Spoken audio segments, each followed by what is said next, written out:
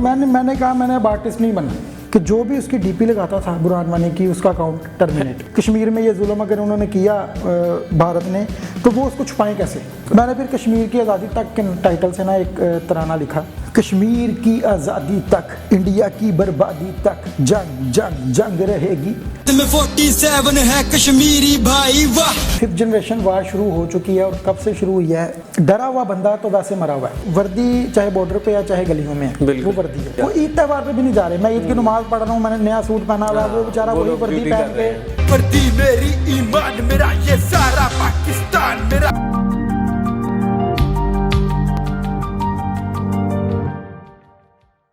पांच वक्त का नमाजी, वो अक्सर वो मस्जिद में दिखाया होगा। मजहबी परहेजगार बंदे को मेंशन करेंगे। तो ये सारी चीज़ें जो ये उन्होंने शुरू की ना, तब से, मेरे पैदा होने से भी पहले, आपके मैंने अर्ज किया कि आपके पैदा होने से भी शायद पहले की बात है, कि तब से 5th जनरेशन वार शुरू थी। ठीक है, हमें समझ आ जाइए कि 5th जनरेशन वार चल रही है। बिल्कुल सही। हमें क्यों समझ आई है आज कि हमें DGISPR ने खुलकर बता दिया प्रेस कॉन्फ्रेंस में कि 5th जनरेशन वार है। अगर वो ये ना बताते तो हमारी आवाम को तब भी ना पता होता। बिल्कुल ऐसे। आज सोशल मीडिया पे कोई एक पोस्ट आ जाएगी, पाकिस्तान के खिलाफ कोई बात होगी, हम बेदरे उसको शेयर करना शुरू कर देंगे। ऐसे ही है। हमने यही सोचना है कि ये हकीकत है। बस वही फेक न्यूज़ है या सच है। इंडिया ने वो एक शोशा छोड़ा, अमेरिका ने छोड़ दिया, इसराइल ने छोड़ दिया, किसी हमारे दुश्मन कोई प्रोपेगेंडा चल रहा, तो कोई प्रोपेगेंडा, हम उस पर शुरू हो गए। ये सारा कुछ 5th जनरेशन वार थी। 5th जनरेशन वार ये थी कि 5th जनरेशन वार में आप एक मजहब को बुरा दिखा दें, एक मजहब को अच्छा दिखा दें। 5th जनरेशन वार थी कि आप एक नस्ल को बुरा दिखा दें, एक नस्ल को अच्छा दिखा दें। आप एक सूबे को अच्छा दिखा दें, एक सूबे को बुरा दिखा दें। ये सारा कुछ ये इंडियन मूवीज़ में बड़ी देर से होता आ रहा है। अभी जो इसी वीक मेरा ख्याल है एक मूवी रिलीज हुई है सूर्यवंशम के नाम। बिल्कुल, अभी सूर्यवंशी, अक्षय कुमार का, उन्होंने कहा बड़ा दलेर सोल्जर है वो, क्योंकि वो कभी जंग में आए नहीं ना पाकिस्तान में। हाँ, वो तो सनी देओल भी बड़ी की बातें करते थे, लेकिन यहाँ पे आके तो बिल्कुल अक्षय कुमार इनका बहुत ग्रेट सोल्जर है इनका, इंडिया का। वो उसकी मूवी है ये। अब वो मूवी पता नहीं आपने देखी है या नहीं। उस मूवी में उन्होंने यही चीज़ दिखाई है कि यानी एक लव जिहाद एक टर्म है, जिसमें उन्होंने जब जिहाद के खिलाफ ये प्रेस कॉन्फ्रेंस की थी ना, अभी ये 2 साल पहले की बात है, तो उन्होंने बात की थी कि हमें लव जिहाद भी ख़त्म करना है, हमने ये चीज़ें जो है वो जो प्यार मोहब्बत में आगे मज़हब चेंज करवाते हैं। उसमें उन्होंने ये बात नहीं कि जो भारत के वो जो लोग बैठे हुए थे, उनके नाम मुझे पता नहीं क्या है, अजीब सी शक्लें हैं उनकी, उन्होंने ये बात नहीं की कि हमने इंडिया को ये चीज़ बतानी है। उन्होंने कहा हमने पूरी दुनिया से इस्लाम के अलावा हर मज़हब के लोगों को बुलाना है। ठीक है, और उनको ये समझाना है कि इस्लाम क्या कर रहा है। अब वो 5th जनरेशन वार उन्होंने शुरू की तब से। लेकिन जो सोशल मीडिया यूज़ कर रहे हैं हमारी नौजवान नस्ल है, आने वाले जो लोग हैं और इवन जो अभी करंट हैं, तो उनको पैगाम क्या देंगे कि किस तरह जो है इस 5th जनरेशन वार से जो है वो अपना हिस्सा किस तरह डाल सकते हैं, बचा कैसे जा सकते हैं और महफूज कैसे रह सकते हैं। 5th जनरेशन वार के हवाले से मैं नौजवानों को यह पैगाम, सबसे पहला जो पैगाम मेरा होगा वो ये होगा कि आपके पास सोशल मीडिया किसी भी प्लेटफॉर्म पे, फेसबुक, ट्विटर, व्हाट्सएप पे भी कोई मैसेज अगर आपके पास शेयरिंग के लिए आए, ठीक है, जब तक आपका दिल मुतमिन ना हो कि ये कंफर्म हो गया 100%, आपके मोबाइल से वो आगे ना आ जाए। बिल्कुल शेयरिंग नहीं करनी है आपने। ये सबसे बड़ा हथियार है 5th जनरेशन वार। और मेरे ख्याल से कुरान पाक में बिल्कुल क्लियरली ये एक आयत का तर्जुमा भी है कि आपके पास कोई खबर लेके कोई आता है तो आपको उसकी पहले तहकीक कर लिया करो, फिर आगे फॉरवर्ड करना आपने। तो ये सबसे बड़ा तैयार ये है। दूसरा तैयार मेरा जो 5th जनरेशन वार में जो वेपन यूज हो रहा है, दूसरा वो इंडस्ट्री, वो शोबिज इंडस्ट्री है। आर्टिस्ट जो जितने मेरे आर्टिस्ट भाई दोस्त मेरे जो आने वाले हैं, वो भी जो ऑलरेडी मौजूद हैं पाकिस्तान में काम कर रहे हैं इंडस्ट्री में, उनके लिए भी ये मेरा पैगाम है कि आप लोग ना इस चीज़ को भी थोड़ा अहमियत दो कि आपका मीडिया टॉक, आप इंटरव्यू दे रहे हो, आप कोई बात कर, उसमें आप अगर पाकिस्तान के हवाले से बात करोगे या कश्मीर के हवाले से तो आपका कुछ नहीं जाएगा। बिल्कुल सही है। लेकिन आपकी बात दुनिया देखेगी अब टिकटॉक स्टार्स जो हैं वो अगर किसी गाने पे, इंडियन गाने पे वीडियो बना सकते हैं 15 सेकंड की, 20 सेकंड की, तो अभी जो कश्मीर में वाकया हुआ उस पर भी बना सकते हैं। और बिल्कुल आपने बड़ी अच्छी बात की है, मैं एग्री करता हूँ इससे। लेकिन आपको पता है राजा, यहाँ पे जो मोस्ट मतलब कि इम्पोर्टेंट थिंग ये है कि हमारे जो लोग जिस तरह डरते हैं, जो फियर करते हैं इस हवाले से, वो इसी वजह से करते हैं, उनको क्रेज़ होता है जाने कि बॉलीवुड इंडस्ट्री में ज्वाइन करने का, हमें कि वहाँ से काम की ऑफर मिले, और ये काम अगर वो कर लेंगे कश्मीर के हवाले से या पाकिस्तान की इस तरह, तो फिर उनको डेफिनेटली बॉलीवुड तो एंट्री देगा नहीं। तो ये वजह से जो है ना वो मोस्टली लोग नहीं बनाते हैं, आपको पता ही है। मैं बताता हूँ, डरा हुआ बंदा तो वैसे मरा हुआ है। हाँ नहीं वो बिल्कुल सही है, लेकिन आपको पता हमारा फोकस यही होता है, हमारी जो मेरा पैगाम, मैं डेड बॉडी से बात तो करूंगा नहीं, मेरा पैगाम उनके लिए है भी नहीं, जो डरे हुए हैं उनके लिए क्या बात। बिल्कुल सही है। मेरा पैगाम ये है कि सर मेरा एक यूट्यूब चैनल 1 लाख सब्सक्राइबर के करीब पहुंचता है, तकरीबन 4.5-5 मिलियन के करीब उसके व्यूज हो जाते हैं, और वो यूट्यूब बंद कर देता है। वो बंद करता है मुझे 3 स्ट्राइक्स के बाद। वो मुझे बताता है कि आइंदा आपने कश्मीर की बात की, आइंदा आपने रीजन उसके पीछे कश्मीर है किया, तो मैं आपका चैनल टर्मिनेट कर दूंगा। मैं फिर भी बनाता हूँ, मैं फिर भी अपलोड करता हूँ कि तुम बंद करो। बिल्कुल सही। वो इसे बंद कर देते हैं, मैं एक नया चैनल क्रिएट करता हूँ, मैं फिर वही काम करता हूँ। ठीक है, वो मतलब अपना पॉइंट है, वो उस पे डटे हुए, वो उसे फिर बंद करते हैं। मैं अब तीसरा चैनल बना के इस वक्त ये काम कर रहा हूँ। हाँ, सही हो गया। मेरी भी कमाई थी यूट्यूब पे, बिल्कुल, मुझे कोई फर्क नहीं पड़ा। मुझे भी, मैं भी सारी उम्र इंडिया में जाके परफॉर्म नहीं कर सकता, मुझे कोई फर्क नहीं पड़ा।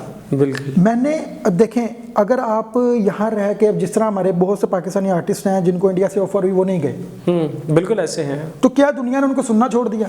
और मेरे ख्याल से रिज़्क तो अल्लाह की ज़ात देती है, और आपको इंडिया ने या किसी दूसरे गैर मुस्लिम ने तो देना नहीं है कि बंदा कह दी मैं। तो आर्टिस्ट की वैसे भी कमाई होती है, उसके चाहने वाले, उसके फैंस, उसकी इनकम है।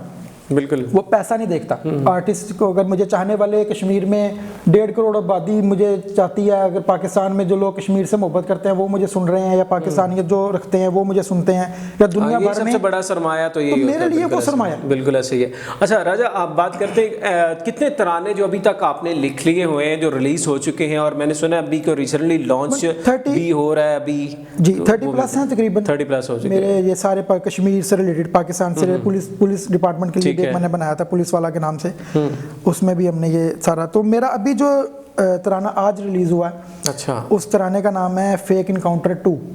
सही, ये भी कश्मीर के ऊपर ही है, कश्मीर के ऊपर है, सेकंड वर्जन है फेक इनकाउंटर का। इससे पहले एक फेक इनकाउंटर हुआ था, उस पे मैंने बनाया था, उसके बाद एक और हुआ था, उस पे हम नहीं मौके पे तैयार नहीं कर सके थे, तो अब ये तीसरा फेक इनकाउंटर इंडिया ने किया है। तो तराने के लिहाज से ये दूसरा फेक इनकाउंटर है। इस पर मैंने ये बनाया, ये भी वो वायरल वीडियो भी एक बच्ची की चल रही है जिसके वालिद को शहीद किया गया। बिल्कुल, हाँ, वो मुजाहिद बताकर शहीद कर दिया गया, लेकिन वो पता चला कि वो डॉक्टर थे और बिजनेसमैन थे, तो वो शहीद कर। तो ये जुल्म तो वो शुरू से करता आ रहा है ना इंडिया। अभी भी वहाँ पे ये चीज़ है कि यानी 2-4 नौजवान उठाते हैं, उनको एक घर में बंद कर देते हैं, उसके बाद उनके सामने वो गन रख देते हैं। वो खुद से ही वो जिस तरह रवायती कार्रवाई करके उनके हाथ पाँव बंदे होंगे, हमें नहीं पता, उनका खुद हमें नहीं पता कि वो किस तरह वहाँ पहुंचे। बिल्कुल, अगर वो आर्मी ने आके वो किल कर दिए तो इन्होंने कहना जी हमने मुजाहिद मार दिए। बिल्कुल सही है, मुजाहिद शहीद हो गए। हमारा ये एक लंबी जंग है, इंशाल्लाह हम इसको जो है वो कवर भी करेंगे, जीतेंगे भी। फ्यूचर में क्या प्लान रखे हुए हैं इसी तरह ने जो एंथम्स को लेके चलना है, या आगे जाके फिर आप कन्वर्ट हो सकते हैं इंडस्ट्री में कि दूसरी तरफ भी जाने का प्लान है? और अब एक और बात यहीं पे ज्वाइन कर रहे थे, घर वाले जो थे, जिस तरह आपने कहा जी शुरू में वो इस चीज़ के हक में नहीं थे कि आप इस फील्ड में, अब मुतमईन है, सेटिस्फाई? वालिद साहब का तो इंतकाल हो गया, अच्छा, तकरीबन 2 साल हुए हैं, तो वो तो जब गए हैं दुनिया से तो वो तो खुश गए हैं जब उन्होंने देखा कि मेरा बेटा कश्मीर मतलब अच्छी लाइन पे और अच्छा काम कर रहा है, तो वो बहुत खुशी से वो अपने रिश्तेदारों को भी बताते थे कि ये मेरा बेटा जो है वो कश्मीर पे आवाज़ उठाता है, बुलंद करता है, तराने बनाता है, इसको कश्मीरी बहुत चाहते हैं। तो ये तो वो चीज़ तो क्लियर हो गई थी मेरी, सही हो गया। अब फिल वक्त जो आपने पूछा कि कल आप कहाँ देखते हैं अपने आप को, तो मैं थोड़ी अलग सोच रखता हूँ। सही, शायद आपको बात समझ आती है, नहीं आती? नहीं, इंशाल्लाह आएगी। मैं सर कल का नहीं सोचता। अच्छा, ये मेरी एक अच्छी चीज़ है, मैं इसको अच्छी चीज़ समझता हूँ अपनी, अल्लाह की तरफ से मुझे कि मैं कल की फिक्र करके चलता ही नहीं हूँ। मैं आज कश्मीर पे हूँ, मैं इंशाल्लाह कल भी कश्मीर पे रहूँगा, मैं परसों भी कश्मीर पे रहूँगा। मेरी कमाई जो एक मौक़िफ़ है उस पे डटे हुए, मैं उस पर डटा हूँ, मैं उससे भागूंगा नहीं। इंशाल्लाह मेरी ज़िंदगी में मुझे उम्मीद है कि कश्मीर आज़ाद हो, तो मैं एक दफ़ा कश्मीर की आज़ादी देख लूँ। जैसे मैं बचपन में एक स्कूल में तालीम हासिल करता था मैं, तो ग्रीन टाउन में वो स्कूल था, उसका नाम था ग्रीन कश्मीर। सही, हाँ ये बिल्कुल। बड़ा इंटरेस्टिंग ये मुझे उस वक्त नहीं पता मैं आर्टिस्ट बनूंगा या मेरे में ये लिखने की शायरी हुनर है मेरे में लिखने का, मुझे नहीं पता। मैं एक छोटा बच्चा हूँ, मैं 5वीं क्लास में मैं कितना हूँ अंदाज, बिल्कुल सही है। तो ये मेरी कोई सोच नहीं थी, कोई प्लानिंग नहीं थी, कुछ नहीं था। तो मैं उस स्कूल में पढ़ता था, उस स्कूल का नाम था ग्रीन कश्मीर। अच्छा, मैंने वो स्कूल छोड़ दिया, मैं बाकी स्कूल चेंज हो गया, इलाका चेंज हो गया, मेरा घर चेंज हो गया, मैं खैर बढ़ते गए। मैंने ये तराना पढ़ा, तराना में फेमस हो गया, मैंने मीडिया पे इंटरव्यूज़ दिए, सारा कुछ हो गया। मुझे याद है स्कूल की, यार मैं अपने पुराने इलाके में जाऊँ, अपने बचपन के दोस्तों को मिलूँ, स्कूल विजिट करूँ, टीचर को जाके मिलूँ। तो मैं उस वक्त भी वो टीचर ना मुझे मेरे वाले साहब को कहते थे, इन्हें कुछ नहीं करना कुछ नहीं कर सकता ये, पढ़ाई की तरफ, पढ़ाई की नज़र से रखिए, ये कुछ नहीं कर सकता। तो मैं जाकर ना उनसे मिला, मैंने स्कूल में मैं गया, मैंने उनको जाके बताया इस तरह ना सर ये वाकया। तो मुझे उन्होंने तब एक बात की, उनका नाम बचपन में सर शहबाज। मुझे जब मैंने उनको ये अपना सारा वीडियोस वगैरह दिखाई, चीज़ें दिखाई, तो वो स्कूल के हेडमास्टर भी थे। ठीक है। उन्होंने फिर मुझे एक बात बताई, उन्होंने कहा बेटा मुझे ना, मैंने जब ये स्कूल बनाया था ना, मुझे लोग पूछते थे क्या नाम है, ग्रीन कश्मीर। ग्रीन कश्मीर। तो मैं सोचता था कि यार मैं इनको क्या बताऊं। तो मेरा इसको रखने का मकसद ये था ग्रीन कश्मीर के, कभी तो कश्मीर ग्रीन होगा। बिल्कुल तो आज जब मैंने तुम्हें देखा ना कि तुम उसी मतलब मैंने तुम्हें नहीं कहा, लेकिन तुम कुदरती उस तरफ तुम काम कर रहे हो, तो मुझे बहुत खुशी है कि यार मेरे स्कूल से कम एक बच्चा ऐसा निकला कि जिसने कश्मीर की बात की, जिसने कश्मीर की बात बुलंद की। बिल्कुल। तो मैं तो ये समझता हूँ कि ये वो अल्लाह रास्ते बना रहा था, अल्लाह लेकर चल रहा था। कहाँ मैं इंडस्ट्री में किस नीयत से आया था और किस नीयत पे आज। बिल्कुल, रास्ते अल्लाह की ज़ात बनाती है, और जैसा रास्ता राजा के लिए बनाया, और मेरे ख्याल से ये भी बहुत ही अच्छा और उम्दा रास्ता है जिस तरह का उन्होंने चूज़ किया, मुंतखब किया। पुलिस के वाले से कुछ बात कर लेते हैं, जो आपने तराना उनके लिए लिखा था, वो थोड़ा सा अगर बता दें, हमारे नाज़रीन को सुना दें कि वो क्या था, क्योंकि हमारे फोर्सेस के जवान जो हैं, आपको पता है, सड़कों के ऊपर भी मौजूद हैं, ट्रैफिक वार्डन को भी हमने उसमें यही चीज़ थी सर जी, कि वर्दी चाहे बॉर्डर पे या चाहे गलियों में है, वो वर्दी है, उसकी रिस्पेक्ट एक होनी चाहिए। अब अगर वार्डन है तो मैं उससे झगड़ा शुरू कर देता हूँ 200 के चलान के पीछे, मैं उसके सारे दिन की उसकी मेहनत मैं नहीं कर सकता। मुझे अगर वो 2 घंटे भी कहेगा धुएं में खड़े हो जाओ गाड़ियों में, तो मैं नहीं हो सकता। अगर एक पुलिस वाला 24-24 घंटे ड्यूटी कर रहा है, 4-4 दिन भी ड्यूटी कर रहे हैं वो, अगर कोई धरना चल रहा है या कोई इस तरह का मसला पाकिस्तान में, कोई सिक्योरिटी का इशू है, तो वो हफ्ता घर नहीं जा रहे, कोई ईद त्यौहार पे भी नहीं जा रहे। मैं ईद की नमाज पढ़ रहा हूँ, मैंने नया सूट पहना हुआ, वो बेचारा वही वर्दी पहन के वो वहाँ खड़ा हुआ है, उसके कोई बच्चों की ईद नहीं है, कुछ नहीं है। तो ये सारी चीज़ें मैंने देखकर मैंने एक तराना बनाया था। सही। उसकी जो पंच लाइन मैंने जो रखी थी वो बड़ी डीप है।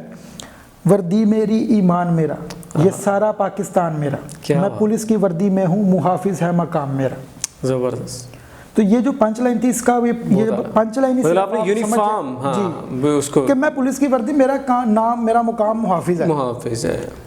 तो वर्दी मेरी ईमान मेरा, ये मेरा ईमान भी है। बिल्कुल। तो मैं अगर पुलिस में भर्ती हूँ या मैं फौज में भर्ती हूँ या मैं किसी और सिक्योरिटी इदारे में भर्ती हुआ हूँ, तो मेरा मकसद सिर्फ पाकिस्तान और पाकिस्तान की अवाम का तहफ़्फ़ुज़ है। बिल्कुल।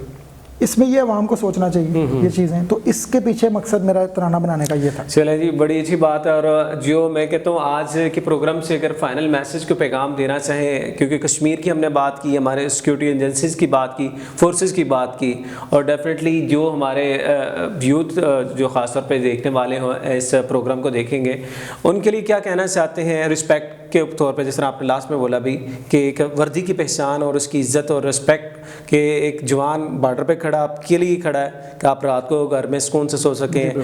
ट्रैफिक वार्डन अगर खड़ा है रोड के ऊपर, तो आपकी ट्रैफिक की बेहतरी के लिए खड़ा है कि आप आसानी से अपनी मंजिल की जा सकें। डॉल्फिन है, दूसरे हमारे जितनी फोर्सेस के इदारे हैं। फाइनल पैगाम आज के प्रोग्राम से क्या देना चाहेंगे?